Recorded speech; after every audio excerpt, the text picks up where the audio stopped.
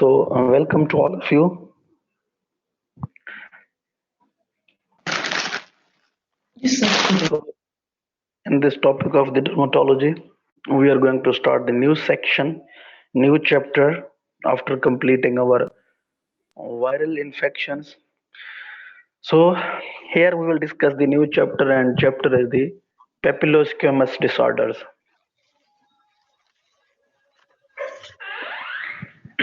So, let's discuss papillo.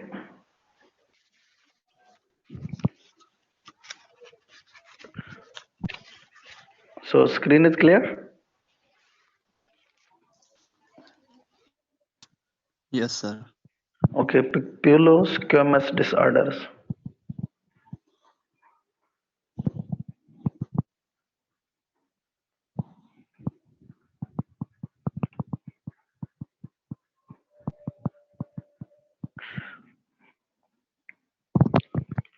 Okay. So, what is the meant by? So, these disorders, that papillosquamous disorders, what is the meant by the papule? We have divided disorders in two categories. One is the papule, other is the squamous. Papules mean, so papulo mean papules. Papulo mean papules. Other name of the papules mean plaque. So there are the plaques. So papulo stands for papule. There will be papule on the skin. There will be plaques on the skin, and squamous is for scaly skin. Squamous is for scaly skin, and these are the disorders that have the too much scaling on the skin. So disorders that have too much scaly papules on skin or plaques on the skin or plaque on the skin.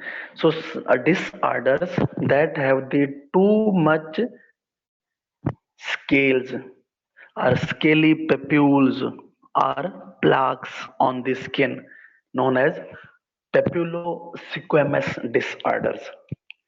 So first papulosquamous disorder is the psoriasis. So first and most important disorder is the psoriasis.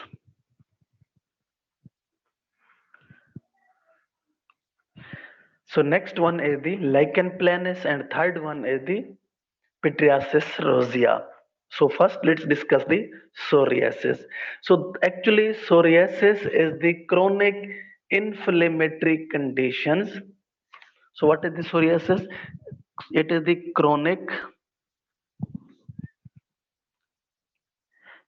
but inflammatory conditions.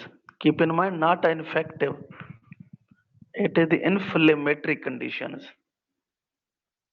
It is not the infective condition. So it is the inflammatory conditions.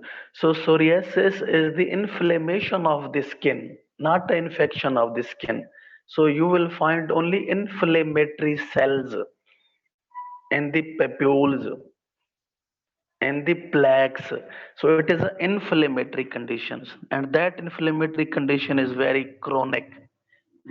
It's not infective. Keep in mind, again I'm repeating, psoriasis is the chronic and inflammatory condition. It is not a infective conditions. So what are the etiologies of the psoriasis?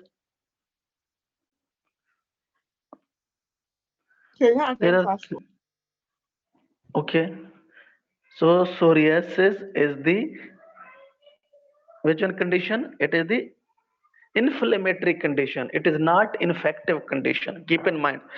So what are the etiologies? So there are three kind of the etiologies that can aggravate this psoriasis. Immunological,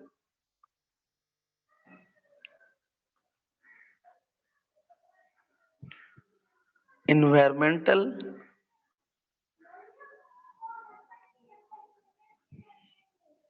and genetic. These are three causes or three etiologies. So first one is the immunological. It means it is an immune mediated response. Okay, so what are the immunological factors? Actually, in the immunological factors, it is the T cell mediated condition. Keep in mind, it is T cell mediated. In immunological factors or immunological etiology, this one, psoriasis is the T cell mediated conditions because it is an inflammatory condition, so that is T cell mediated. What are the environmental factors? So psoriasis or the psoriatic plaque that will aggravate in the winter conditions. What is that?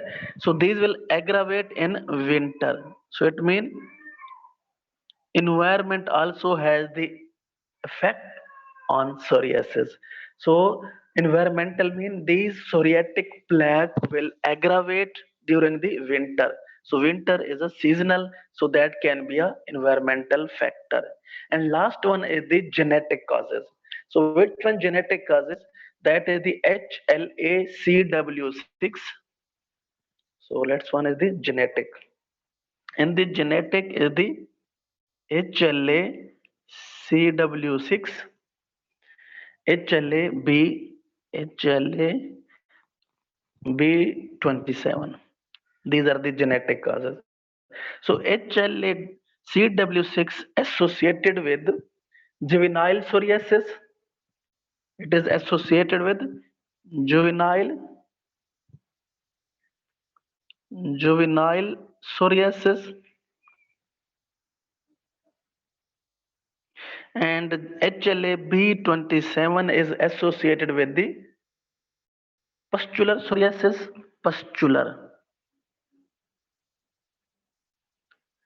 psoriasis, and also it is associated with the severe complication of the psoriasis, that is the psoriatic arthritis. Psoriatic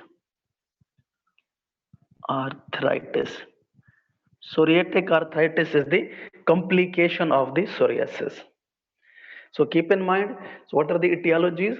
There are three kind of the etiologies: immunological factors, environmental factors, and genetic factors. So in the immunological factors, it is the T cell mediated. So T cells are involved in our immunity.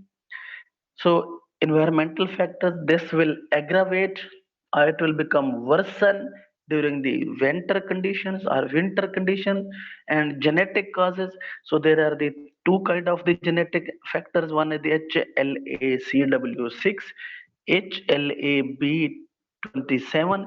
So HLA-CW6 associated with the juvenile psoriasis, it means the psoriasis of the adult, and B27 is associated with the pustular psoriasis. It means pus forming papules, pus forming plaques, and other complication of the psoriasis, that is the psoriatic arthritis. So psoriatic arthritis is the complication of the psoriasis. Clear? So all these factors or these etiologies, what they will cause? These etiologies will result. What is the result of these etiologies? So let's discuss when these etiologies will affect, what is the result of this etiology? What will you see on your skin? So these will cause or result in erythematous plaque, result in erythematous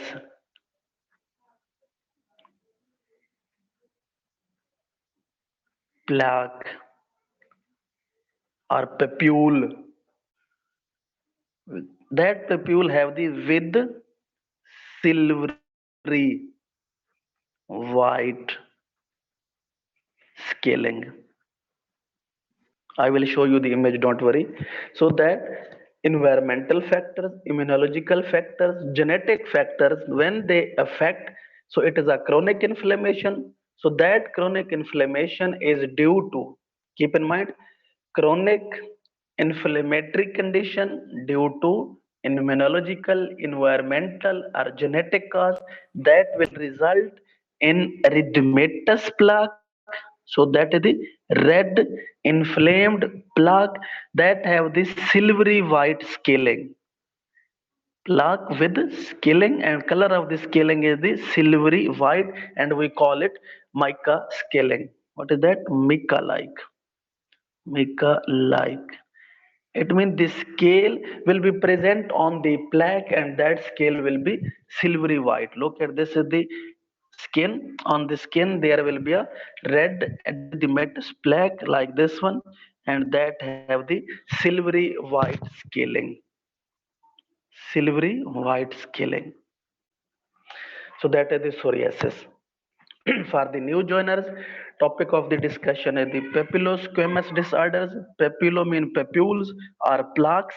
Squamous is for the scaly skin, and disorders, it means disorders that have too much scaly papules or plaques on the skin. So what are these disorders? First disorder is the psoriasis. What is the psoriasis? Psoriasis is the chronic inflammatory condition. It is not infective condition.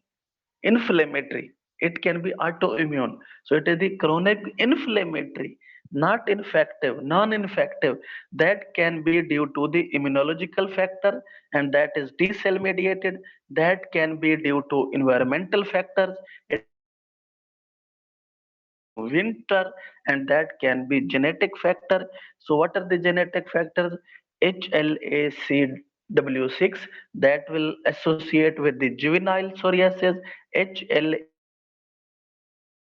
that is results in the pustular psoriasis. Other name of that is the psoriatic arthritis, that is the complication of the psoriasis. And all these conditions will result in the formation of the erythematous plaque. So there will be a inflammatory plaque that have the scaling, and color of the scaling will be silvery white or mica like scaling. Clear? So this is the psoriasis. So there are the some various types on the basis of the clinically. So clinical various types. Clinically, there are the various types.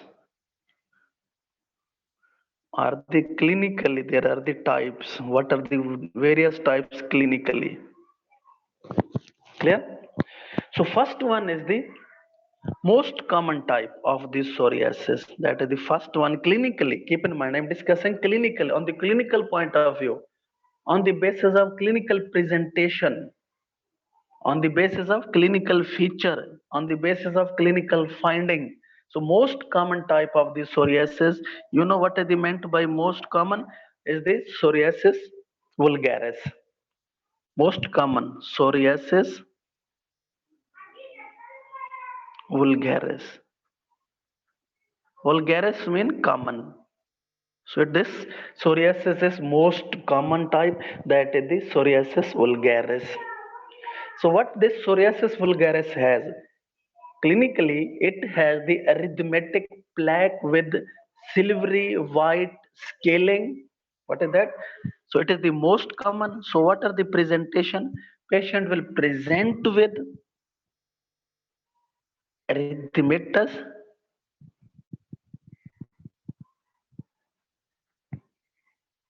plaque with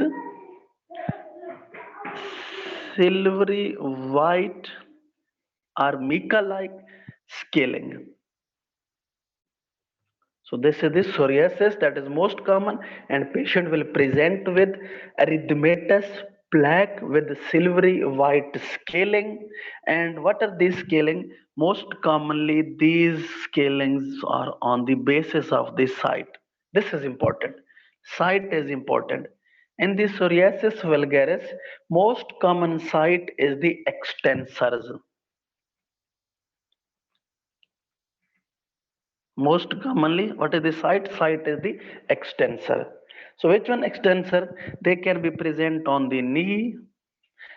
These plaques can be present on elbow and back. Site is this one. But sometime, this is most important site.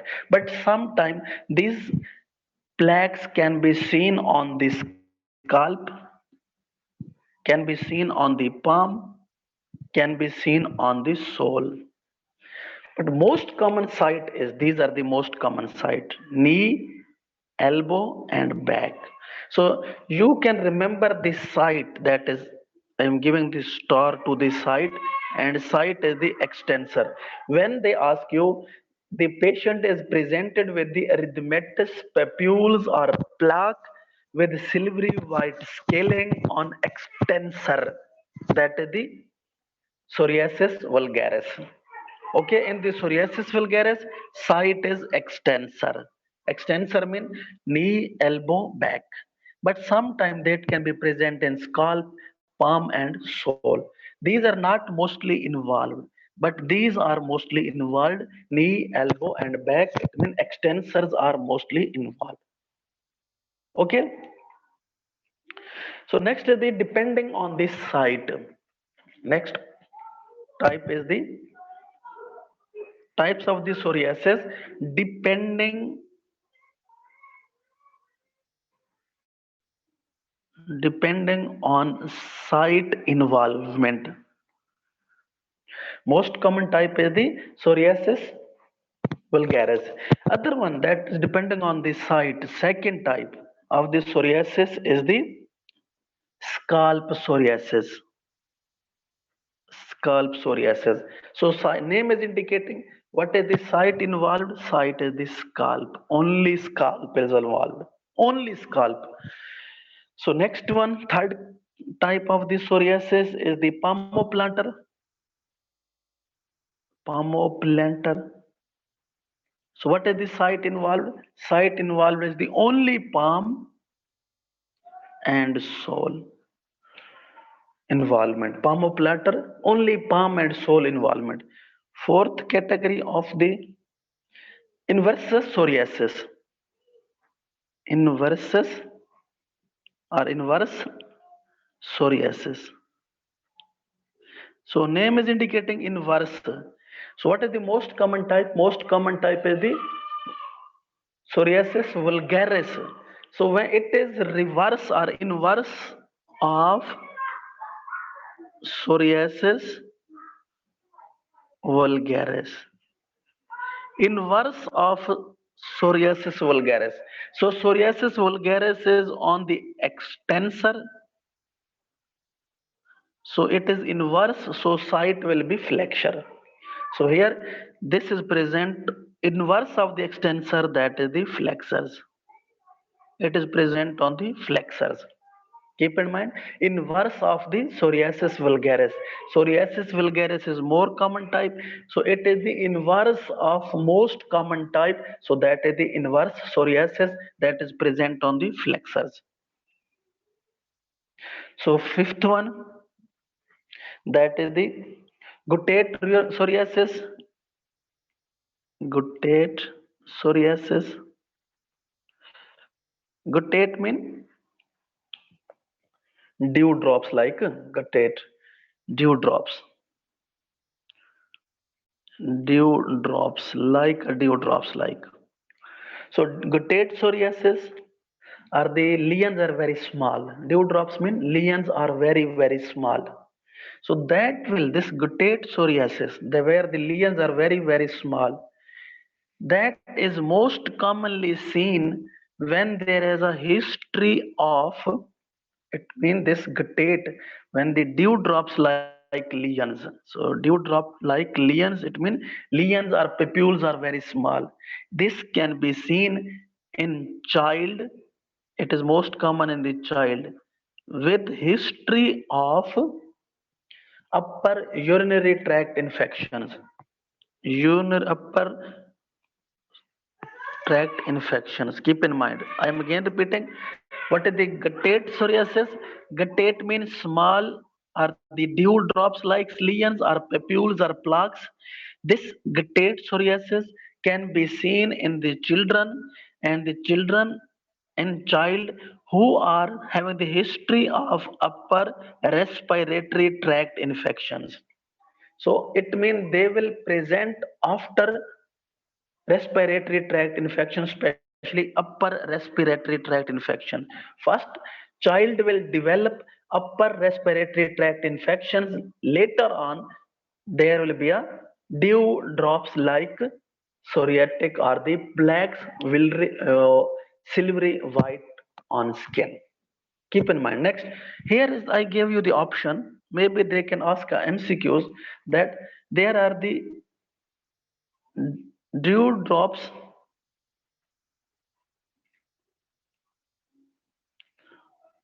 on rose petal. Dew drops appearance on the rose petal.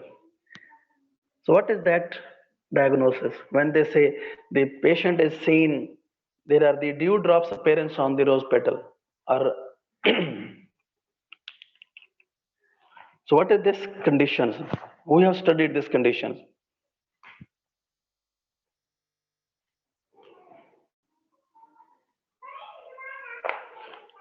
Can you tell me what is that?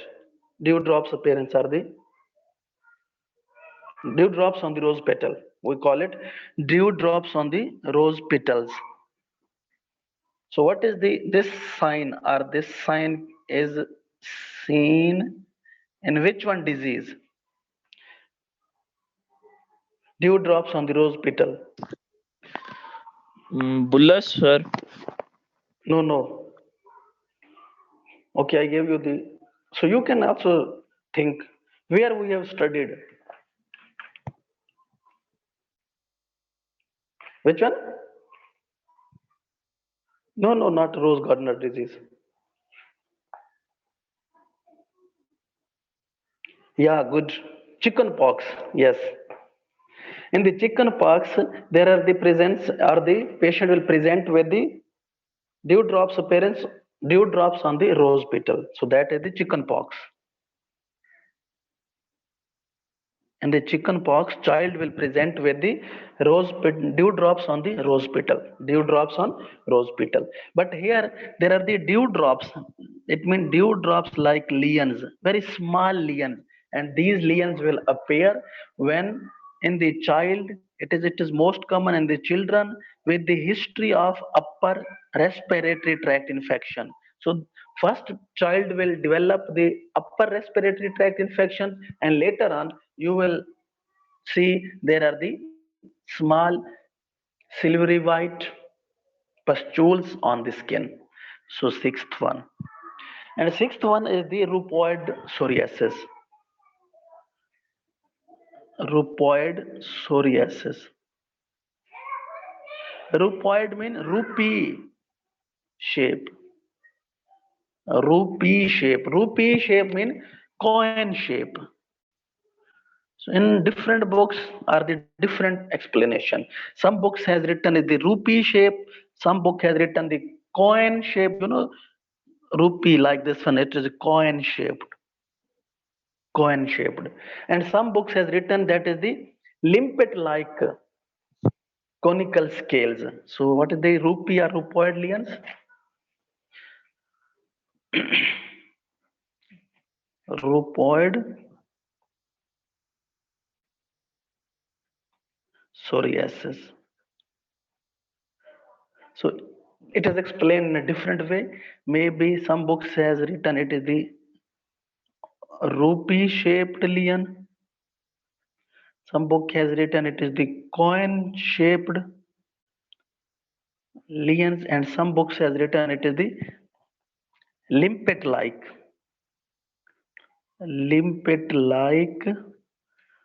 conical papule or the plaque. Limpet like. What is the limpet? So actually limpet is a small shellfish. Okay, so look at this is the skin. On this skin, these are very small lions or coin shaped. So these are like this way. this way, and they are conical. Look at this leon. These leons are red erythematous and conical shape, or very small leons. Okay, are limpet like. Limpet, what is the limpet? It is a shellfish, and that shellfish that will remain attached to the rocks. So it is the looking like a shellfish that is attaching to the skin or the rocks. So that is the rhupoid psoriasis. Clear? So these are the clinical types of the psoriasis. Now discuss the what are the clinical findings, clinical features of the psoriasis. How will you identify, how will you diagnose the psoriasis on the basis of clinical features? Or what are the clinical findings, clinical features, clinical signs? So these three signs are most common of are the Sir, diagnosed with psoriasis. Yes. sir, these chemical clinical features will be for all types of psoriasis. Yeah, more on top of the psoriasis, because here we have discussed the psoriasis on the basis of the site, but clinical presentation will be similar. What are the clinical presentation? There will be a erythematous plaque or papules with silvery white scales. It means it is a papule that will be red in color and silvery white scales will be present. So clinically signs or clinical signs, there are three signs are most common. What are the three signs? First one is the Geratage sign. Geratage sign. I will discuss what is the Geratage sign. Next one is the candle grease sign. Candle grease sign. Grease sign. And third one is the auspit sign. Auspit sign. So when you see these three signs, then you will confirm it is psoriasis. So what are these signs? Geratage mean peeling. What is the meant by geratage? Peeling. So look at here. So this one is the skin. On the skin there is the red erythematous. This is the skin. On the skin there is red erythematous papules, and this red erythematous papules have the silvery white scales. These are the silvery white scales. So you will take the glass slide. What you will take? Take the glass slide and remove the scales with the help of this is the glass slide cover slip. This is the glass slide, and along with this glide slide, remove the scales, and scales will be removed. When you will remove the scale, you will peel the scales, remove the scales. Again, scales will come. Again, scales will come. Like when you have the cabbage or the cauliflower or the cabbage, when you peel the one flower, other will come. When you peel other will come, other will. So it means repetition. It means you are removing the scales, other scale will come. You are removing the scales, other scales will come. So with the help of glass slide, you are removing the scales, and other scales are coming like the flowers of the cabbage. That is the grattage. Which one? Grattage sign. Clear? So grattage sign is positive, or the test or the positive. It means when you peel, the scales are white silvery scales, other scale will come. So that is the Geratage sign is positive for the psoriasis. After that, after peeling it out, what will you see?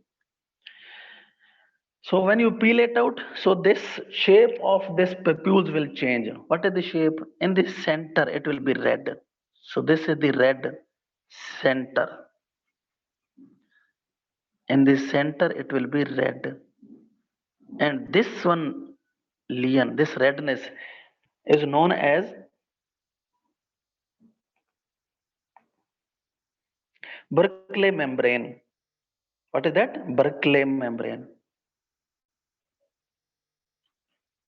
Berkeley membrane. I will show you the image, don't worry. Berkeley membrane. But this Berkeley membrane outside, this is the total scale. Outside this area is hypopigmented. Hypopigmented. This is hypopigmented. So outside there will be hypopigmentation, but inside will be excessive redness. Scales has been removed. Okay, after removing all the scales with the glass slide, so this papules will turn into this. There will be a central shiny area, and this central shiny area is known as Berkeley membrane, and with Berkeley membrane is surrounded by the hypopigmented area. Hypopigmented area. Clear?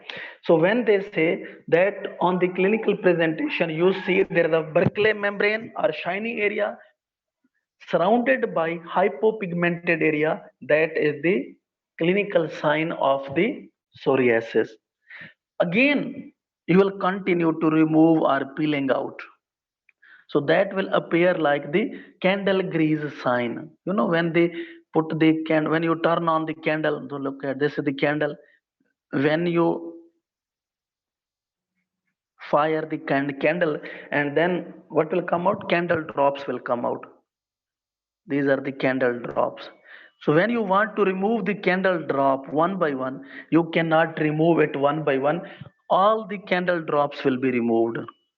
Total lump will be removed. What will be removed? Lump will be removed. So still if you want to peel it out, one layer will not remove.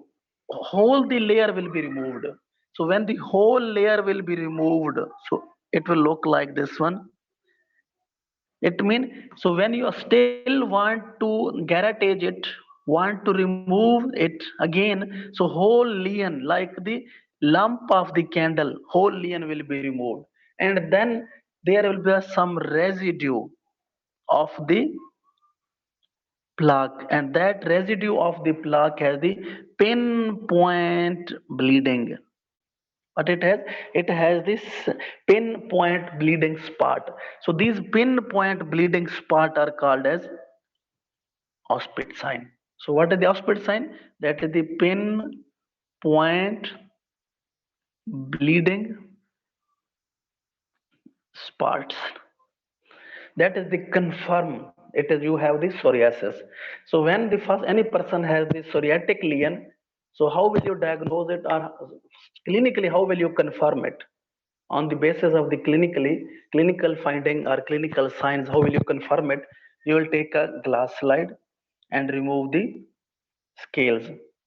That is called as Geratage test or Geratage sign. So when you will remove one scale, other scale will come, other scale will come like the cabbage, and then finally removing, after removing all the scales, your papules, your plaque will turn, that will turn a shiny layer. This shiny layer is the central shiny layer, is known as Berkeley membrane. This is the central shiny layer, is known as Berkeley membrane, that is surrounded by hypopigmented area.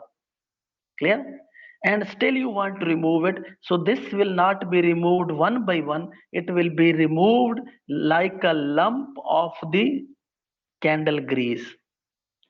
After removing the lump of candle grease, you will see on the area of the skin where the psoriatic lesion was present, finally blood will ooze out, and this oozing of the blood will be pinpoint bleeding spot. Pinpoint oozing of blood.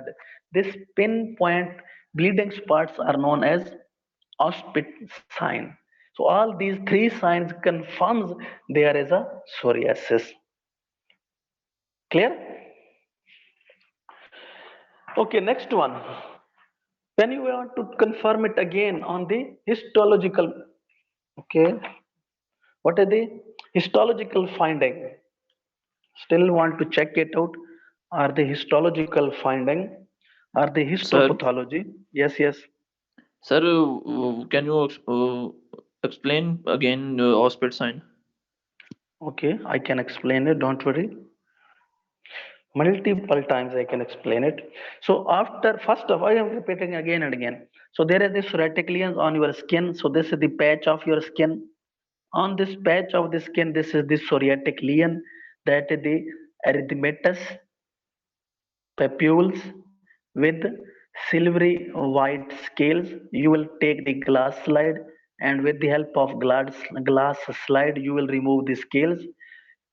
You will remove one scale, other school will come, other scale, other will come. It means like the cabbage. If you remove the one petal of the cabbage, other petal will come, so it will continue. So that is the confirm for the Geratage test or sign.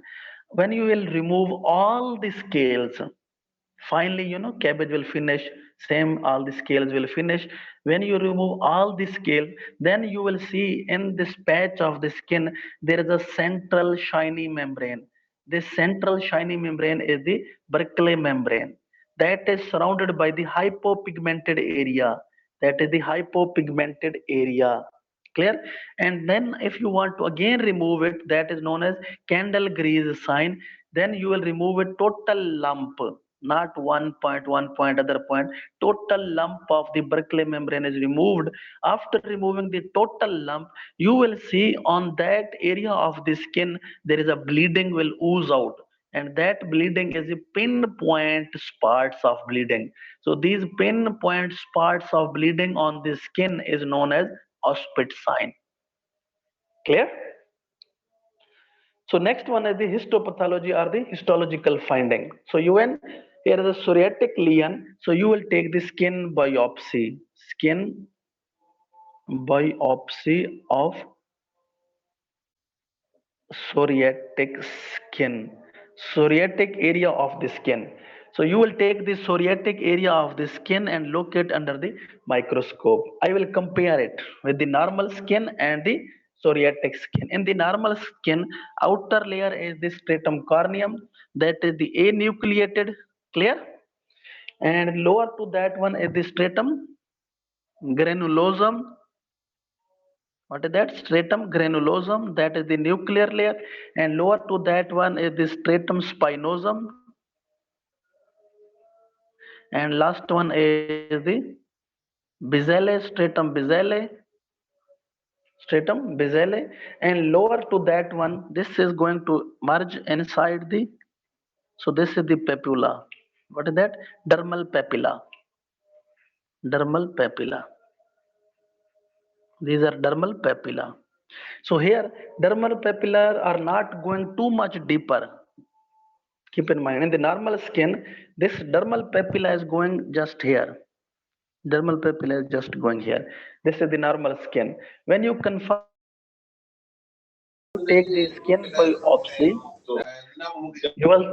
you will take the skin biopsy of the psoriatic area of the skin. So you will compare it with the normal skin and the psoriatic lesion.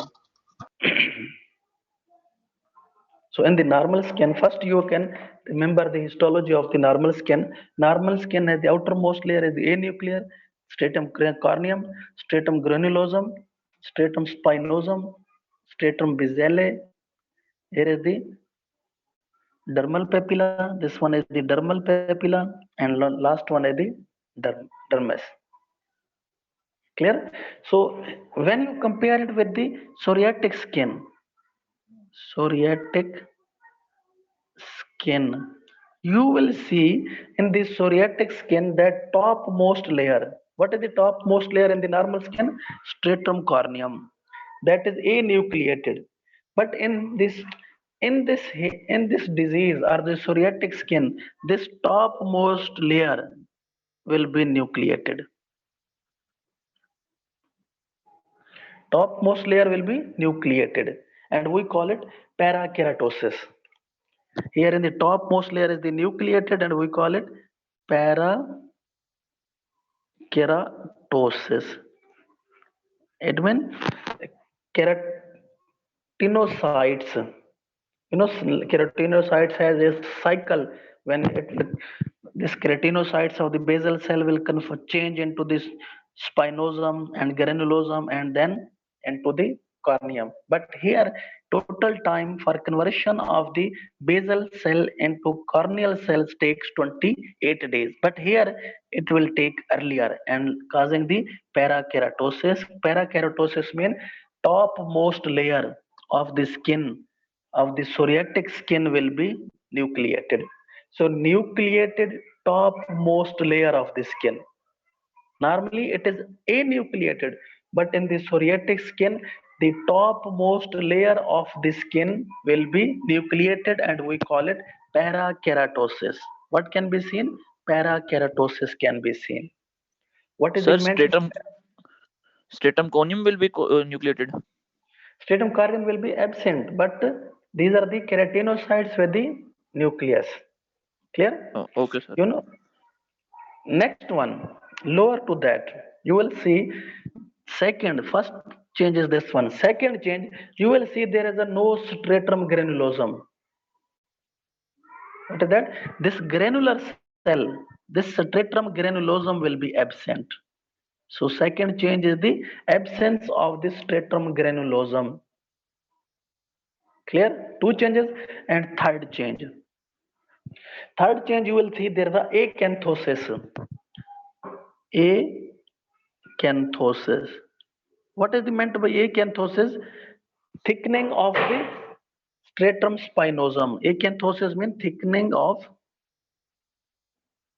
stratum spinosum. Stratum spinosum. I will also discuss later. So first there are the parakeratosis, stratum granulosum is absent. Then acanthosis means you will see that this layer, that is the stratum spinosum, it will be thickened, thickening of the stratum spinosum. And fourth thing, you will see this dermal papilla. Here dermal papilla is lower, but in this case dermal papilla will move up here. So I should draw dermal papilla here with the other color. So this is the dermal papilla. This dermal papilla is going here. Dermal papilla are going upward. Here is the dermal papilla. In this dermal papilla, there are the dermal vessels, and these dermal vessels will be dilated, and so these dermal vessels are dilated and also tortuous. Dilated, tortuous, dermal vessels. Clear? Fourth change. Fifth change, this dermis is going to incorporate into the epidermis. This is the normal dermis papilla, but here the dermal papilla is going to incorporate it. So, what is this residing area? This dermal, epidermal. This is called as fifth change is the epidermal thinning. Epidermal will become thin. So, epidermal thinning. You will see there is an epidermal thinning. And lastly, when these blood vessels are dilated, so it is an inflammation, so their inflammatory cells will ooze out. And these neutrophils, here is the neutrophils. This inflammatory cells will ooze out and making the abscess, microcellular abscess. Okay, micro abscess, and this micro abscess is known as Monroe's microabscess. So this is the abscess, and this is the one cell that we call it Monroe microabscess, MUNRO. Monroe microabscess, and other is known as Kogo pustules. Kogo pustules. Kogo pustules. So this is the abscess. In this abscess, we call it micro abscess. What is the micro abscess? It means these are the blood vessels will dilate. From these blood vessels, small inflammatory cells, neutrophils will ooze out, and then they will accumulate here, and these are the making the abscess, and that is the micro abscess. Keep in mind, this micro abscess is it is sterile because it is an inflammatory, it is not infective. So this micro abscess are these Cogopustules, these are sterile. There is no pathogen here because it is non-infective but inflammatory. Clear? So these are the histological findings. So I'm going to write the histological finding one by one. So first one, histological finding. First one, what will you see? You will see there is a parakeratosis. Parakeratosis. What is meant by parakeratosis? It means topmost layer will be nucleated. So nucleated topmost layer of skin. So when you will see that topmost layer of the skin will be nucleated, that is the parakeratosis. Second change you will see there is an absence of the stratum granulosum. Absence of stratum granulosum. It will be absent. Third thing you will see there is a acanthosis. Acanthosis. What is meant by acanthosis? Acanthosis means thickening of the stratum spinosum. So stratum spinosum will be thick. Thickening of the stratum spinosum. This can be seen. And fourth thing that you can observe that the dermal vessels will be dilated. So that is the dermal vessels dilated and tortoise. Fifth thing you will change, or fifth thing you will see, there is the T cells infiltration. T cells infiltration. It means some T cells will come out from these blood vessels. And sixth, you will see there is a micro abscess. What is that? Micro abscess. And this micro abscess is composed of two type of the cell. One is the cogopustule and other one is the Monro abscess or micro abscess. These are the neutrophils that will come out. So this micro abscess will be sterile. There will be no pathogen. Just only inflammatory cells will be present. And seventh, last change you will see there is a thinning of the suprapapillary. So we call it thinning of epidermis. I'm linking into the smaller thinning of epidermis because the papilla is going to merge with the epidermis. You know, papilla is going and this will make thin. So that is the thinning of the epidermis and we call it suprapapillary thinning. Suprapapillary thinning. So now you will tell me when you take this abscess or pus, okay, here is the pus is present. So when you will take this pus, Monro pustules are the cogopustules and look it under the microscope. What will you see? You will see inflammatory cells or you will see pathogen plus inflammatory cells.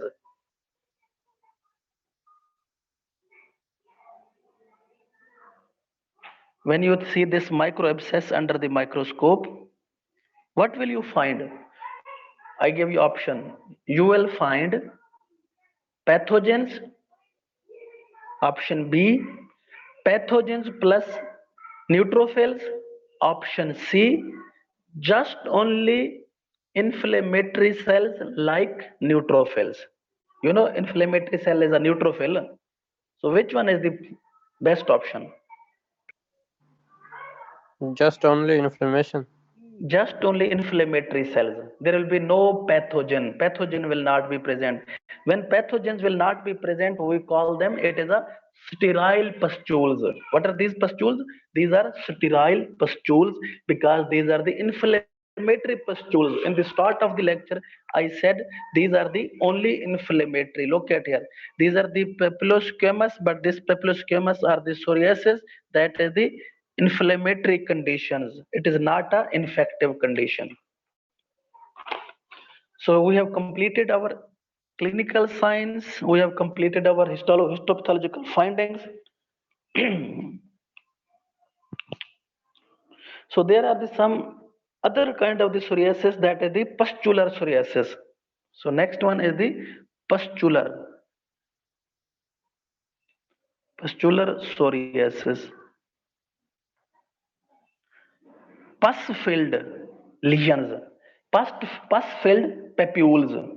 So these pus-filled papules that are present on the palms and soles. Sir, why the epidermals? Okay, here is a question. Sir, why the epidermal vessels dilate? Keep in mind, vessels are only dermal. Okay, so these are the dermal vessels will dilate. You know, in epidermis there is no blood vessels. Okay, there are the blood capillaries are present in the dermis, and then they will come out into the epidermis. Actually, this one is the inflammatory response, autoimmune. So it is autoimmune disease. So due to that autoimmune disease, there are the blood vessels will dilate. You know, when there is the inflammation, any part of your body is inflamed.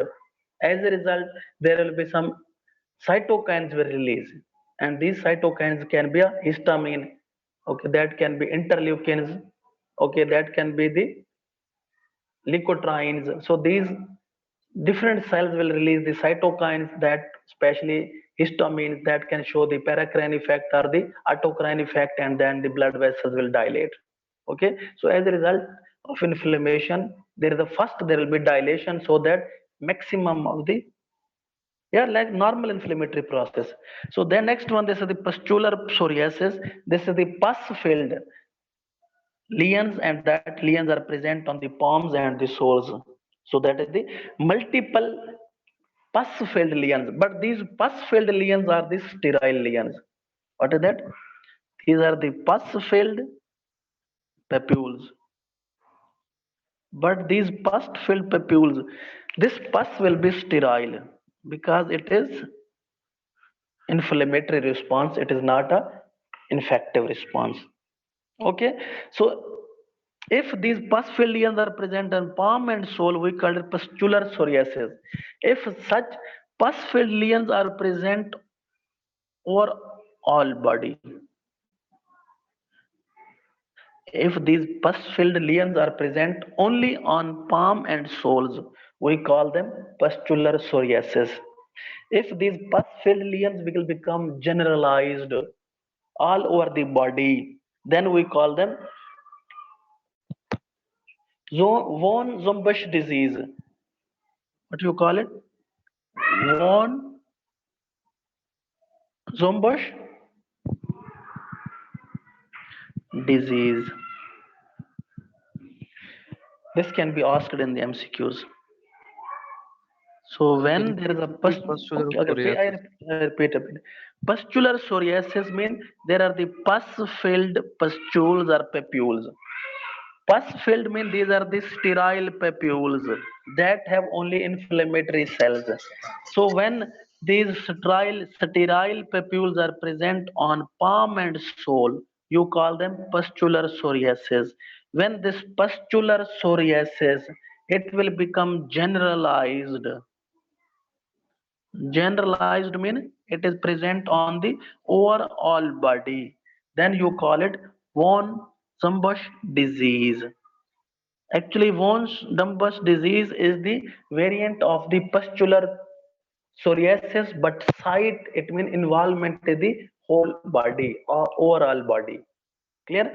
So when if these pustular psoriasis, pus-filled papules are present in pregnant during the pregnancy,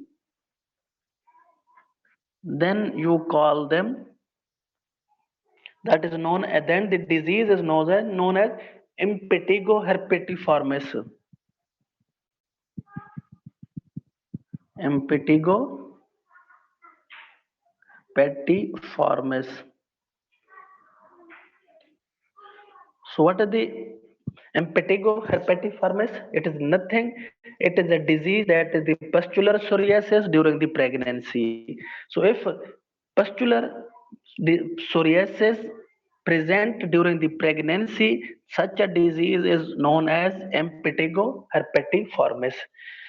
So if patient is pregnant and having the pustular psoriasis, that is known as impetigo herpetiformis. So these are the different variants and the pustular psoriasis. Next one, other kind of the psoriasis and its variants are the erythematic psoriasis. Erythematous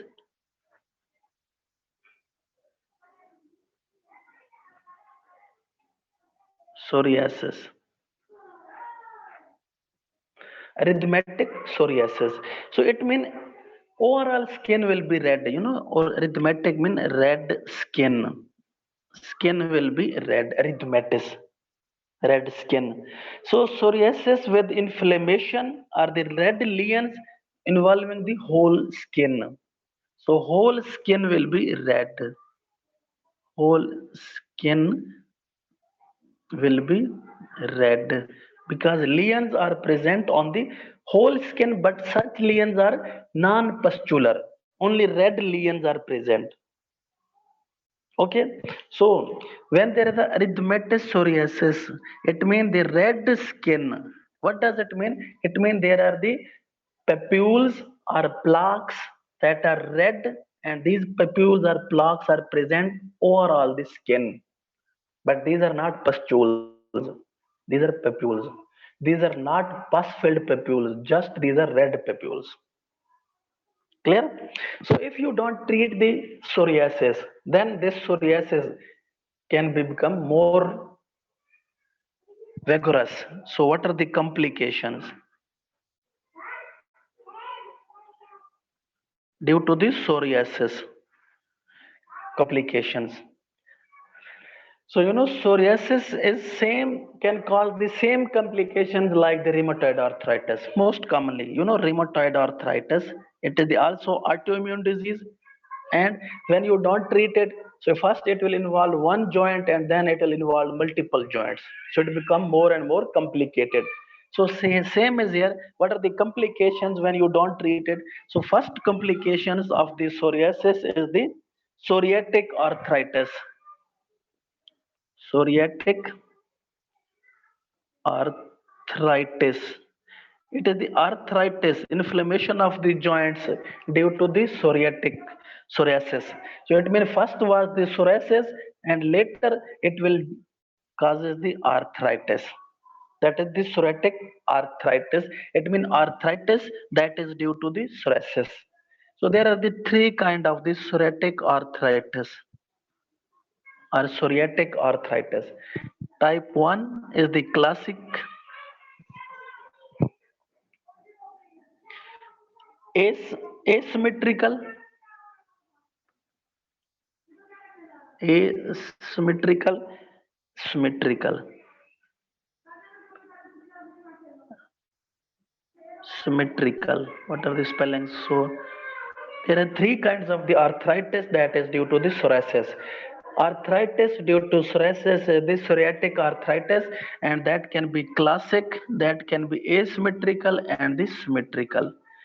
So classic is the most commonly there is the involvement of the distal interphalangeal involvement. What is the in the classic most common site of the involvement is the distal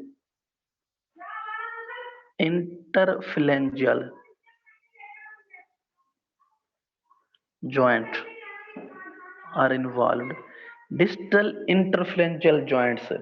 So this distal interphalangeal joints, they will become inflamed because it is the arthritis. When you feel there is a distal interphalangeal joints are inflamed.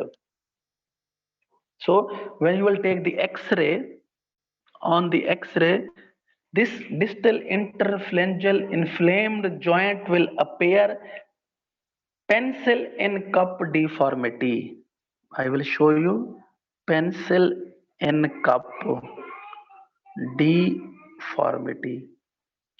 So pencil and cup deformity can be seen in distal interphalangeal arthritis. So when you look at this is the distal joint or the distal phalanges, and in this distal phalanges this is the interphalangeal or, and this one is the proximal, intermediate and distal. So this is looking like the pencil that is in the cup. So that is the pencil in cup deformity on the x-ray. And then this distal joints are inflamed. Okay, and that is looking like the sausage like inflammation of the finger and the toes. So that's this sausage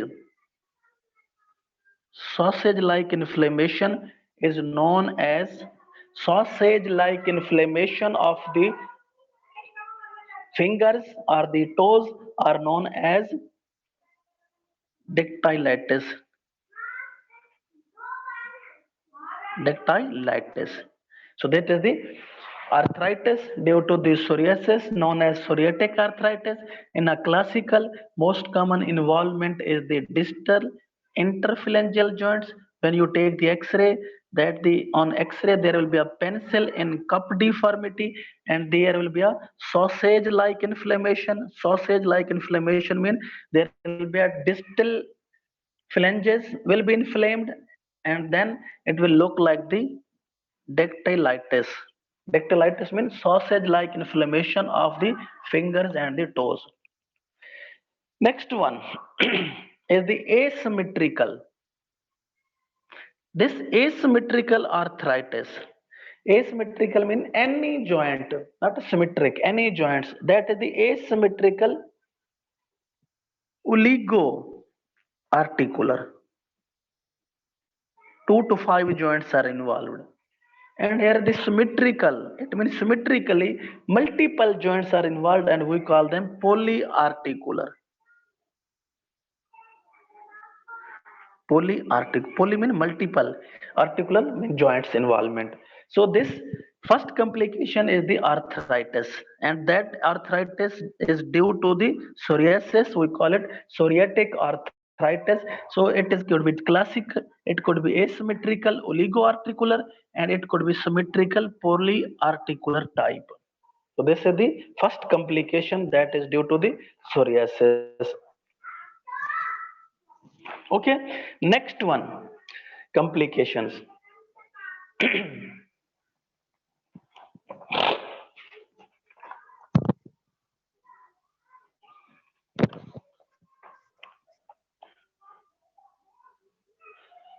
Arthritis mutilans. So this is the three type. Fourth type is the arthritis mutilans.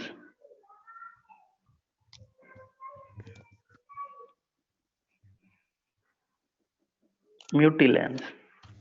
So it means here severe kind of the arthritis will happen due to the psoriasis.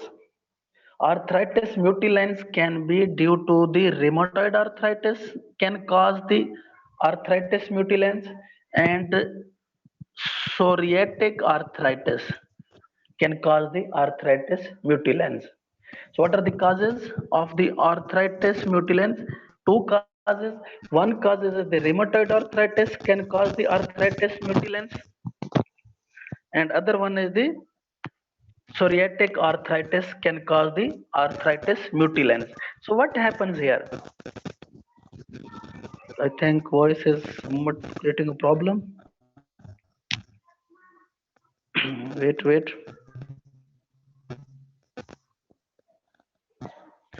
So arthritis mutilans can be due to the rheumatoid arthritis, and it can be due to the psoriatic arthritis.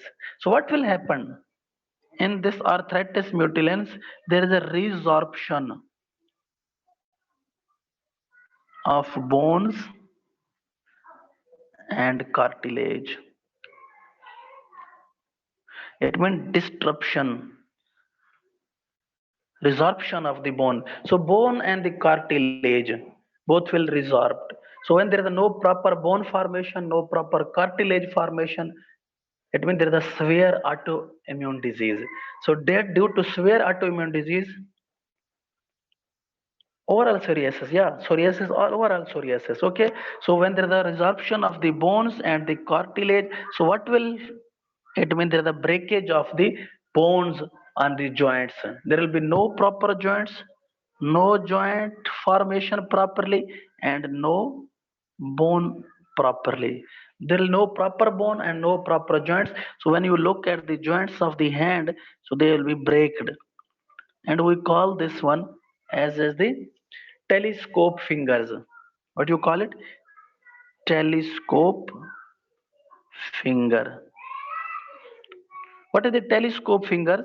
It means in this telescope finger is due to the arthritis mutilans.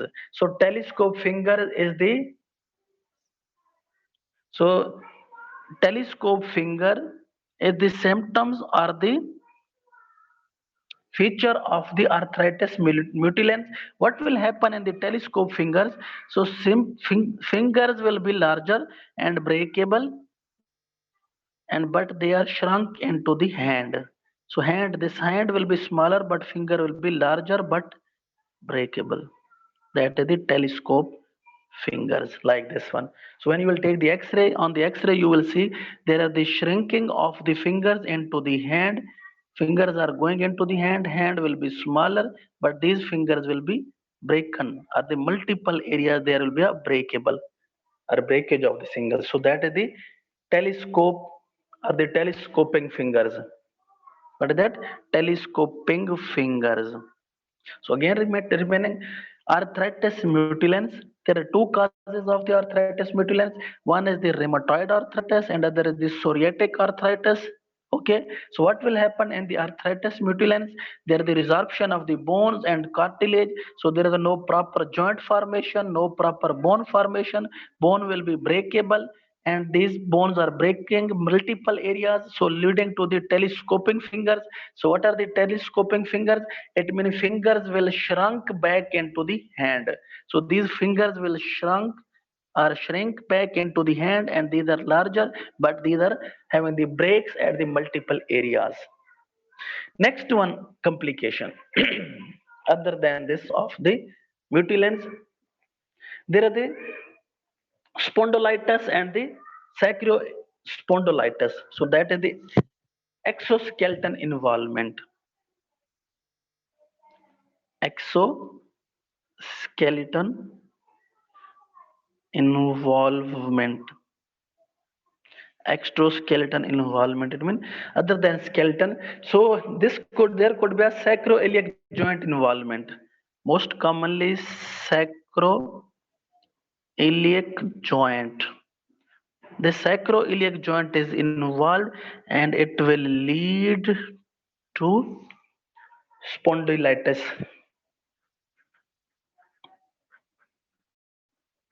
Spondylitis. So it means rheumatoid arthritis and the psoriatic arthritis, or the psoriasis can cause the psoriatic arthritis. Psoriasis can cause the arthritic mutilans and also cause the exoskeleton involvement, and most commonly there is a spondylitis. Okay, and the spondylitis, which one joint is involved? Sacroiliac joint. In this spondylitis, which one joint is most commonly involved? Most commonly involved joint is the sacroiliac joint involvement. Clear? So they can ask a question. Most common joint involved in the psoriatic arthritis. Can you tell me the answer? Most common joint involved in the psoriatic arthritis.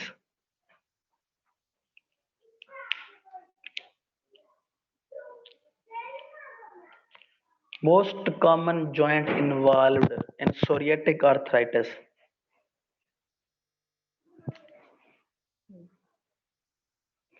Which one?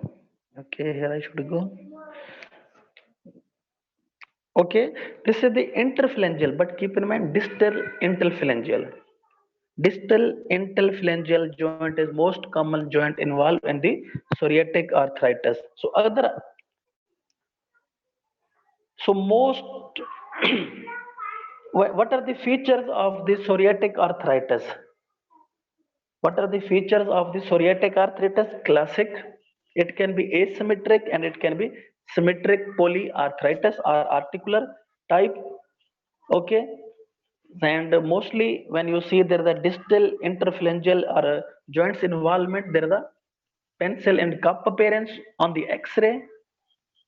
So next one, other one related to the psoriasis is the treatment.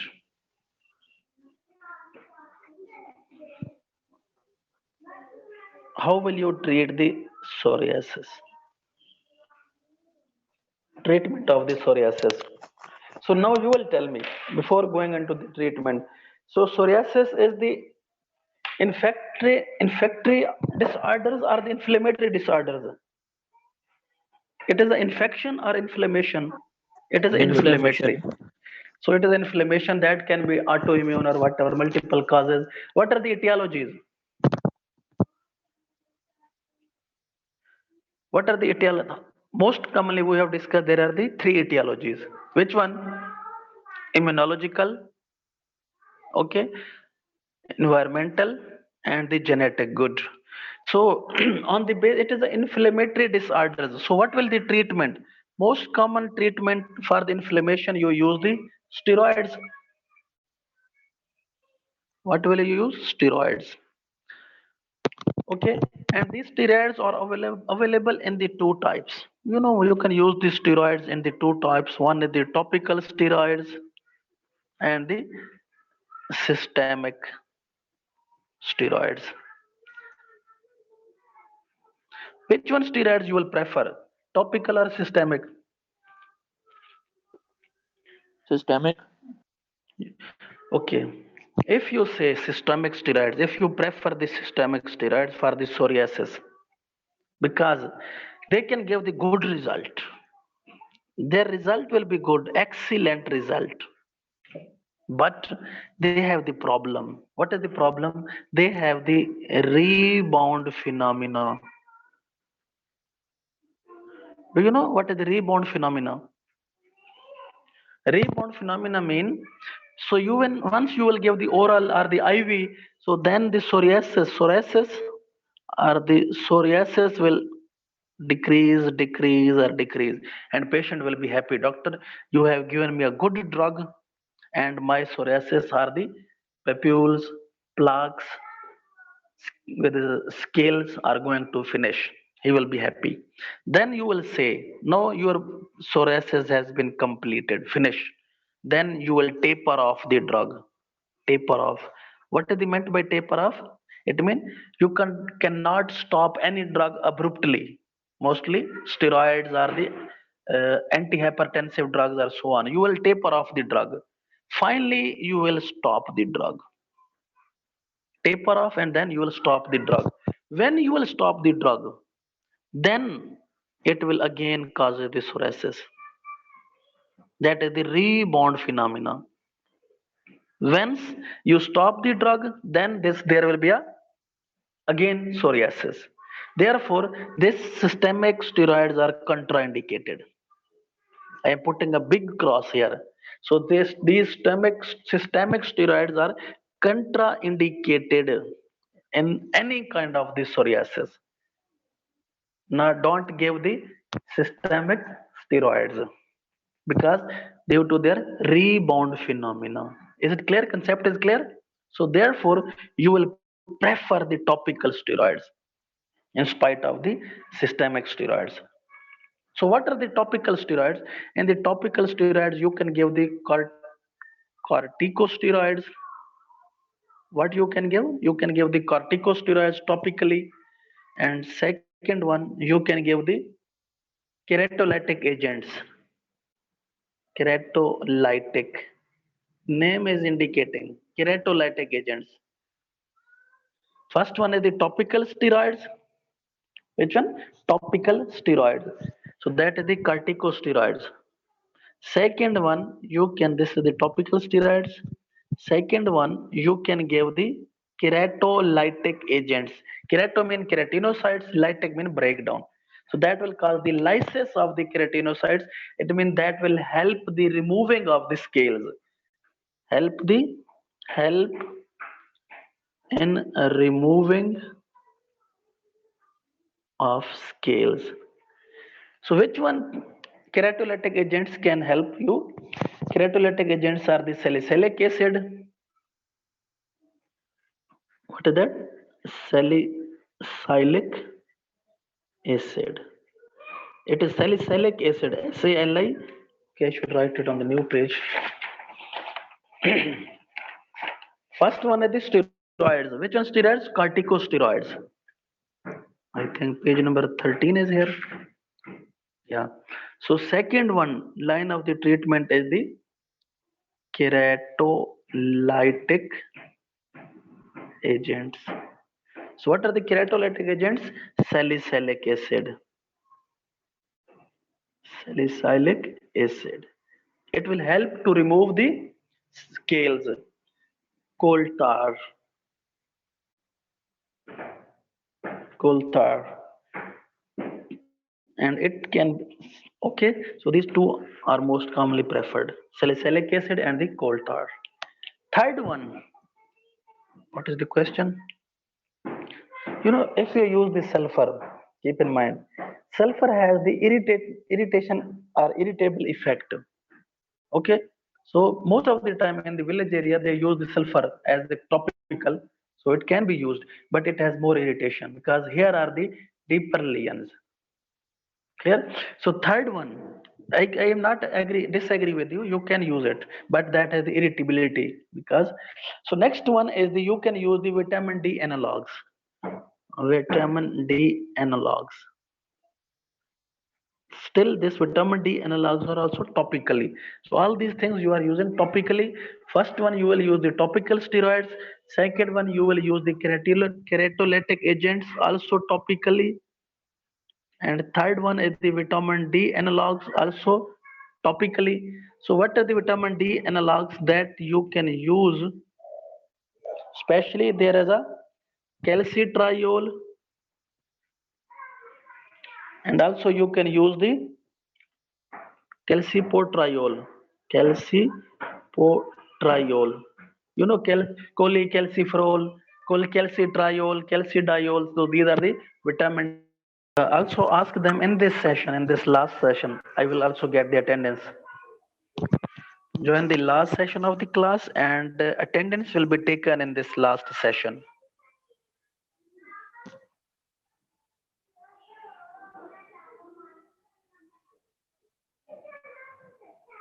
So welcome back.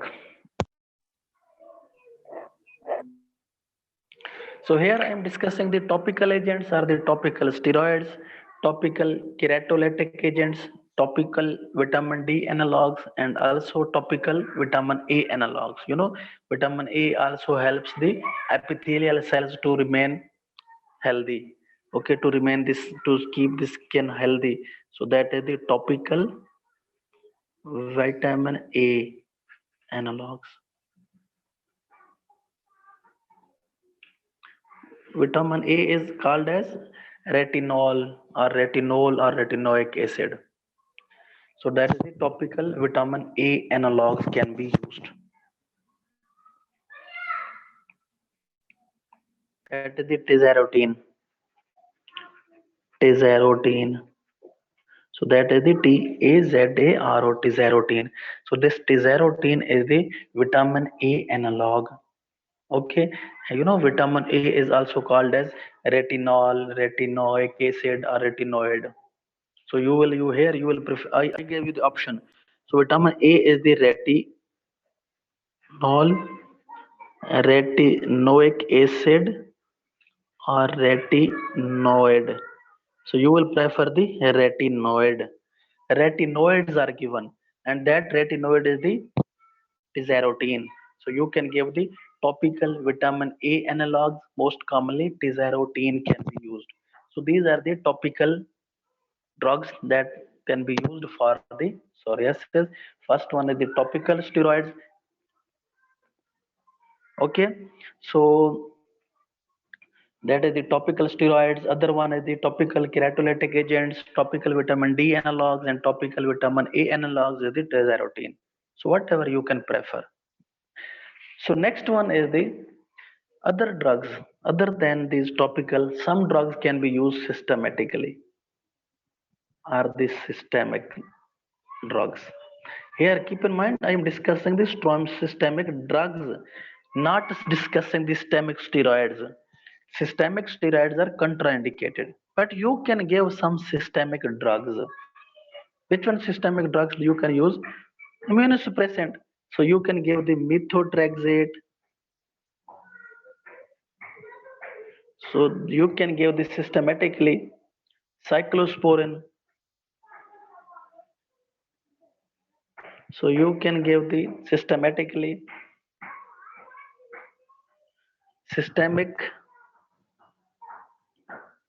retinoid. So these are the systemic retinoids, and the systemic, and also that is the acitretin, acitretin, that is the systemic. So here, so you can give the some systemic drugs, not systemic steroids. Which one systemic drugs you can give? You can give the methotrexate, you can give the cyclosporin, and you can give the systemic retinoids.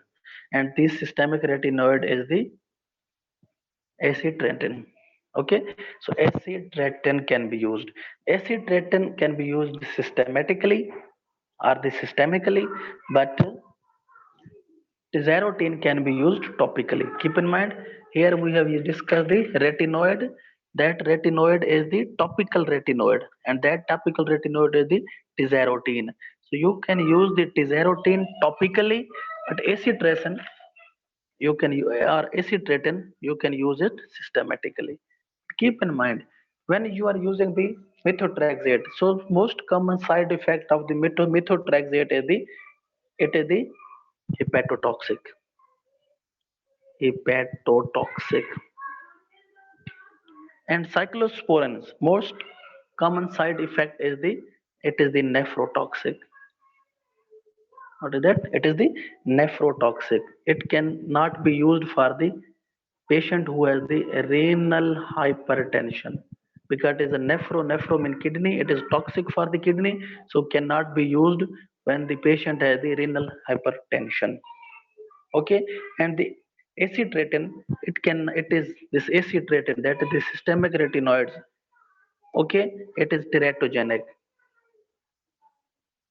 It is the teratogenic, cannot be used for the pregnant lady. Okay, so keep in mind. So if this methotrexate is hepatotoxic and the teratogenic, so it means you cannot give the methotrexate to those patients who have the psoriasis, but they have the renal problems and also pregnant lady. So you cannot give this methotrexate to the pregnant female and also hepatitis female person. You cannot give the cyclosporins to the nephrotoxic, the patient who have the kidney problem or kidney disease like the renal hypertension and so on. So this systemic retinoids you cannot give to the pregnant lady. So when most of the drugs are teratogenic, you cannot give to the pregnant female. Then what will you give to the pregnant female? Impetigo herpetiformis. You know, we have studied there the pustular psoriasis. If the pustular psoriasis is in the pregnant lady, we call them impetigo herpetiformis. So I will discuss it later. So this is the systemic drug, so that you can be used. And third line of the treatment, first is the topical, systemic, and next one is the third line of the treatment is the phototherapy. You can use the phototherapy. So phototherapy can be used. Which one phototherapy? PUA. PUVA. PUA.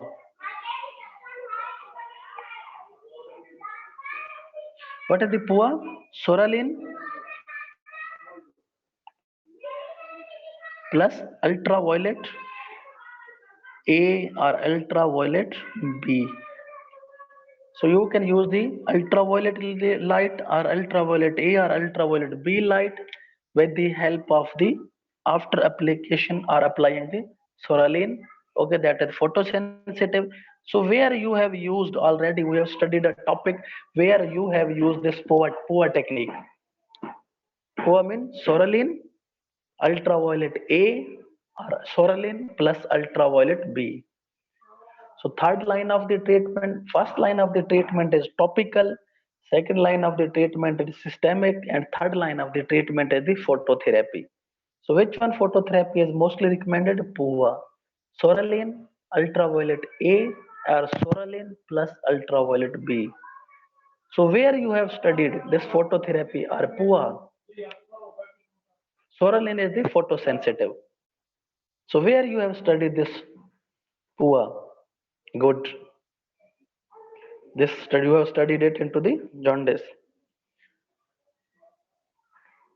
Oh, neonatology. Neonatal jaundice, we have studied this phototherapy, but we have studied the different. We will give the put the patient that the photooxidation that is different, where there the oxidation will happen for the jaundice or the bilirubin, that is non-conjugated bilirubin. It is different. Here you are going to treat it for the skin disorders. In that, in the neonatology or neonatal jaundice, we have treated it for the physiological jaundice, and that physiological jaundice will oxidize and then will be removed out. You are not, how will you give the exam? And then you will demand, sir, I have done my paper with good, then you gave me just 60, 65. Do you remember we have studied it into vitiligo? Where we have studied it into vitiligo. So where is a vitiligo, then we can use the technique PUA. But here other phototherapical techniques you can use it. Most commonly techniques that are used in the psoriasis, that is the two regimen can be used, that is the Ingram regimen or the Ingram regime, and other one is the Gokerman Gokerman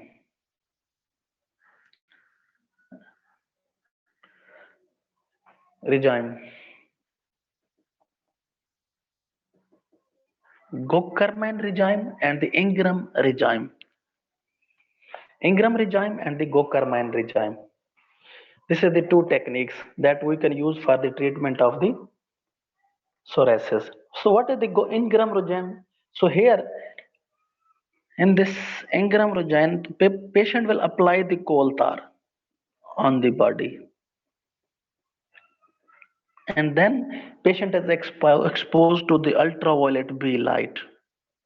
Ultraviolet B light. But the psoriatic lesions are covered with the tithranol, and psoriatic lesions covered with dithanol.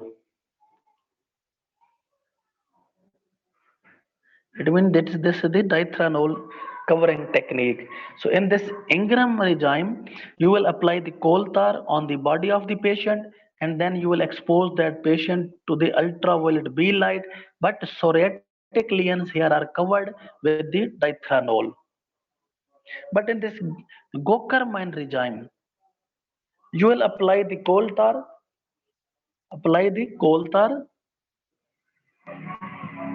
2 to 3 times per day, 2 to 3 times per day, and then you will expose the ultraviolet B light to the whole body without dithanol application. This is the Gokerman. It means in the Gokerman technique, whole body is exposed, but you will apply the coal tar 2 to 3 times per day.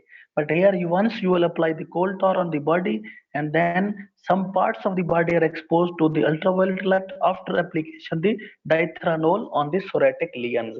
So here only psoriatic lesions are exposed. Here whole body is exposed. So that is the Ingram and the Gokerman regime. That is the phototherapy.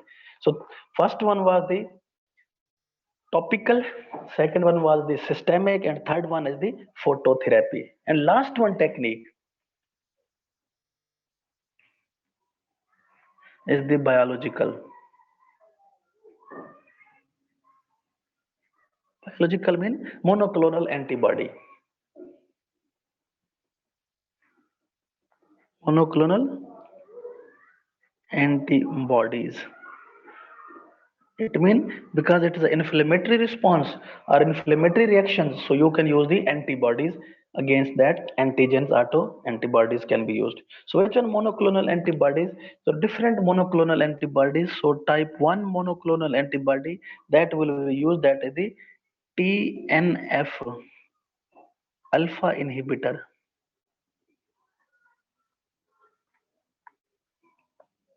TNF alpha inhibitors. Okay, so which one TNF alpha inhibitors monoclonal antibody? Infliximab. So that is the infliximab monoclonal antibody. MAB. MAM mean monoclonal antibody. Infliximab. Okay, MEMAB, MOMAB. So these are the MAB. Infliximab is the monoclonal antibody. Adalimumab. Adalimumab. MOMAB mean monoclonal antibody. Murine monoclonal antibody. Okay, and other one is the etanercept.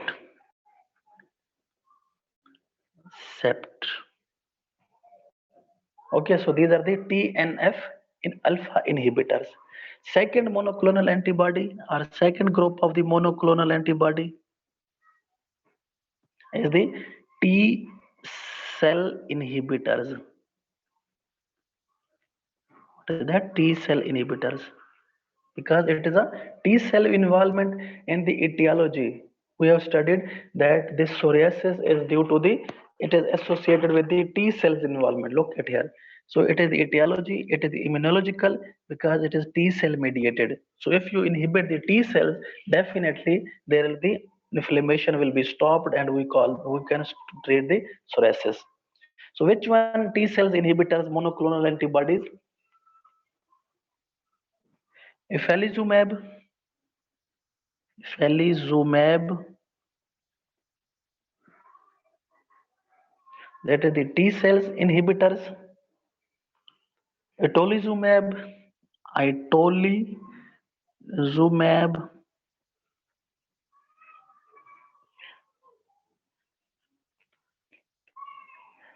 elifasept, clear? So these are the T cells inhibitors, but these are still antibodies, monoclonal antibodies. Clear? So next one, there is some specification. What is the page here?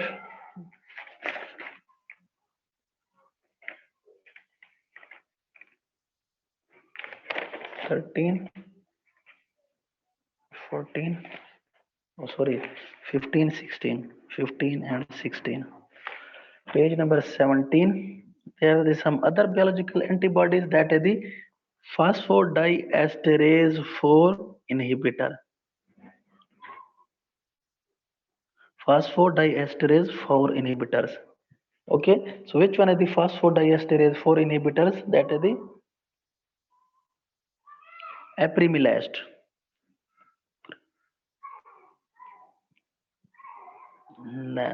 Apremilast. Next one is the anti-interleukin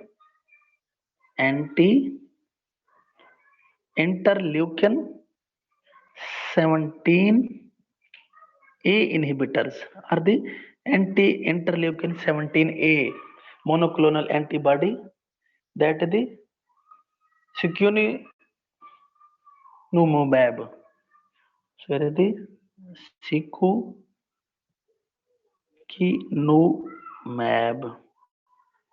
SECUKINUMAB. Secukinumab.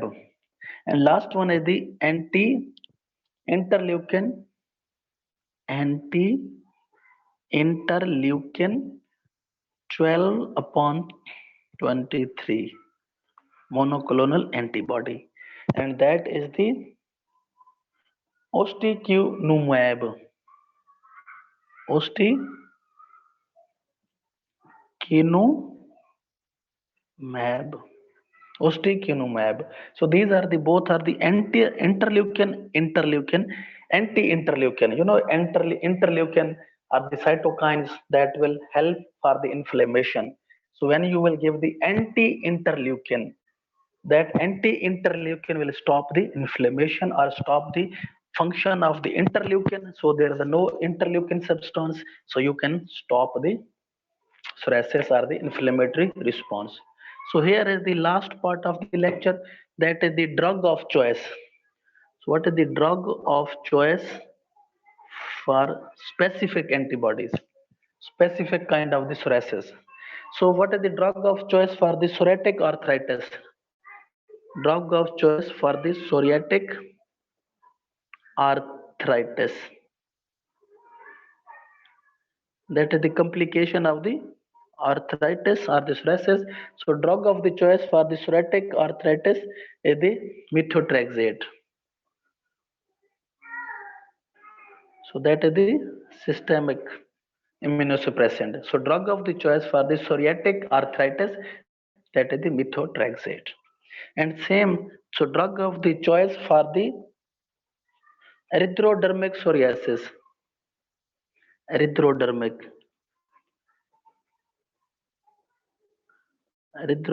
psoriasis. It means whole the skin will be red. Erythroderma. Okay, so here the drug of the choice is also methotrexate. What is the drug of choice? Drug of choice is methotrexate.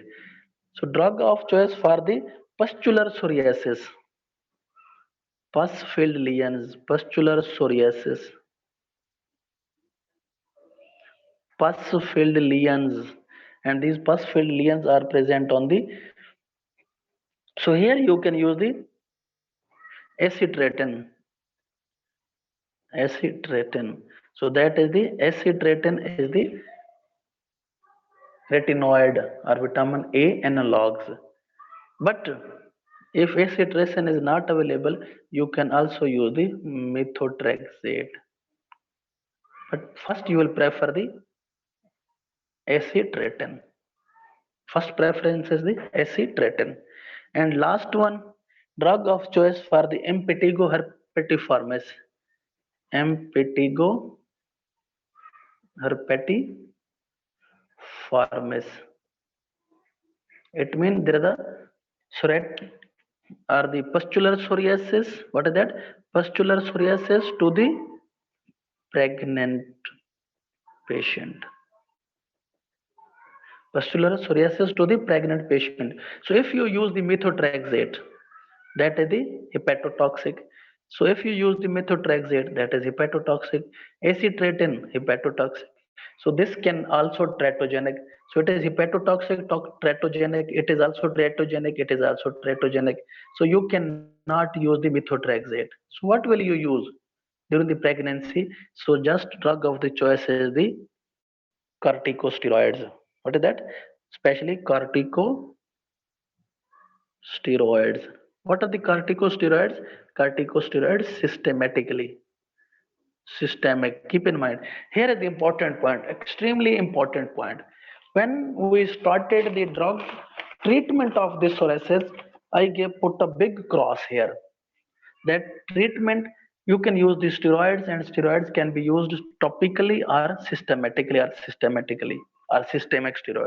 I put a big cross. You cannot give the systemic steroids due to the rebound phenomena. But here I am recommending you to give the systemic steroids in the pregnant patient. Why? Because all other drugs are the teratogenic. So you cannot give the other drugs because fetal can be defective. So you will give the systemic steroids. So when you will give the systemic steroids, continue it till pregnancy. So continue it the systemic steroids till pregnancy. So when the pregnancy is completed, then you will taper off, you will stop the systemic steroids, and then you will give the topical. Then you will start the topical steroids. So during the pregnancy, just only then you can give the systemic steroids. Otherwise, systemic corticosteroids are totally contraindicated, because this corticosteroids or the systemic steroids, they cause the rebound phenomena again and again. The psoriasis will happen, but multiple time psoriasis is going to happen, but every time it will be more severe. Maybe first time exposure mild, but second time exposure to the psoriasis will be severe, and all the time its severity will increases. Severity of this psoriasis will increases. Clear? So this is the reason for and the drug of the choice. So here I gave you this some question, you have to solve it out. So what are the, here are the some clinical presentation, sorry. So you have to identify on this basis of the clinical presentation. A patient is presented with the mother patch. What is the other name of the mother patch? Is the Herald patch. Patient is present with the Herald patch, and that Herald patch is on trunk. Herald patch on the trunk.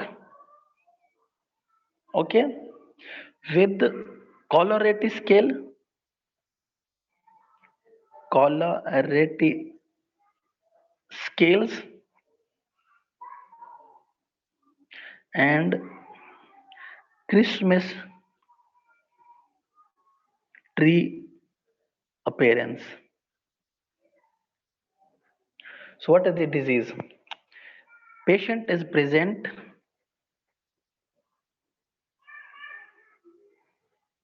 with, so here is the patient. Patient is presented with mother's patch or Herald patch. Okay, on the trunk, site is trunk with the Colorati scales and Christmas tree appearance. Also shows hanging curtain signs. So what is the disease to that patient? Patient is presented with the mother's patch, Herald patch on the trunk. So it means morphology is clear, site is clear, Colorati scale, Christmas tree appearance or fair tree appearance, also have the hanging tree appearance. So that is the Pityriasis rosea. Good. That is the Pityriasis rosea. So no need to discuss again and again. So this is the Pityriasis rosea. So what is the treatment? How will you treatment? Diagnosis is more important than treatment. If you diagnose any disease, good, definitely you will treat it well. So what is the treatment for the Pityriasis rosea? I also taught you.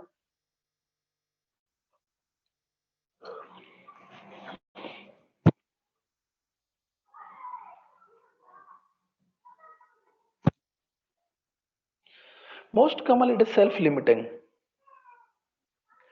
Most commonly it is self-limiting, but if you want to give some uh, keratolytic agents, then you can give the zinc oxide or so on. But most of the time it is self-limiting. No need for the treatment. It is self-limiting, but zinc oxide can be given for the keratolytic agents. Okay, or the salicylate. So these are the so lecture of today. So in our next class, we will move on to the next disease of the papillosquamous disorders. And name of the disease is the lichen planus. Lichen planus. So inshallah, in our next class, we will move on to the lichen planus. That will be the last disease of this discussion, are the papillosquamous disorders. So now you will tell me, what is the most common type of the psoriasis? Then I will get the attendance. So recall the ORR lecture. What is the most common type of the psoriasis? Vulgaris. Psoriasis vulgaris. So what is the site for the psoriasis vulgaris? Most common type or site for the psoriasis vulgaris? Extensors. If the site of the involvement is the flexors, what is the name of the psoriasis? Inverses. Inverse psoriasis. Okay. So what is the palmoplantar psoriasis? It is a psoriasis, just palm and plant are the palms and soles are involved. Clear? So what are the complications of the psoriasis? If you don't read the psoriasis, then complications. What are the most common complication? Sausage-like inflammation. Yeah, psoriasis arthritis. What is that? Psoriatic arthritis. So how many types of the psoriatic arthritis? Classic, asymmetric oligo-articular, and symmetric polyarticular. Clear? So next one, what is the clinical sign for the psoriasis? Can you tell me what are the clinical signs for the psoriasis? Gratted sign. Yeah, good. Candle grease sign, auspit sign, auspit sign. Clear? I will send you the image, don't worry. First study the theory, then when I will share the image in the group, so I think you will completely understand in a detailed way. So next one, after the, what are the histological sign? When you do the skin biopsy of the psoriatic skin, what was the supermost layer? Nucleated, topmost layer. Nucleated. Nucleated. What you call that one? Parakeratosis. Okay, what is the second most layer? Stratum granulosum will be present or absent?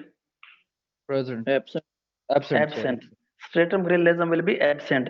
So stratum spinosum will be thin, thick. Thick. Thick. What you call it when there is a thickness of the stratum spinosum?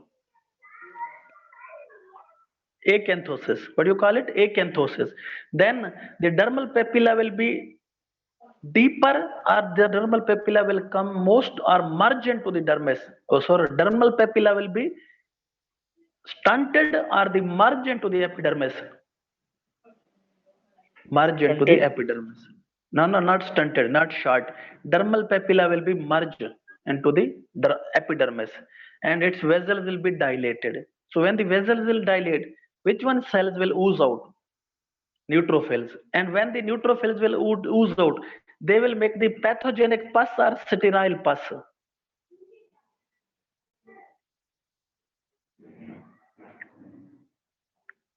Microabscess. So this microabscess will be pathogenic or sterile? Sterile. Sterile, no pathogens. So it is the microabscess is the sterile. So when, what you call it? You call it two types of the microabscess. One is the Monroe and other is the, Kojo. yeah. Next one, okay. What is that? So last one is the, definitely there is a treatment. So how will you define the psoriasis? So when you look the psoriasis, it is a chronic inflammatory disorders. What is that? It is a chronic inflammation.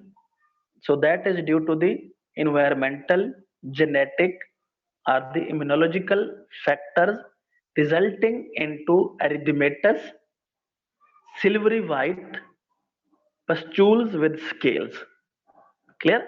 Pustules with silvery white scales. That is the psoriasis. Last one is the treatment. So I think this papillosquamous rashes are clear.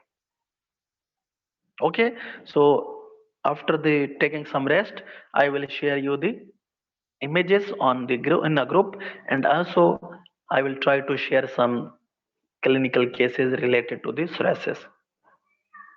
Okay. So any question?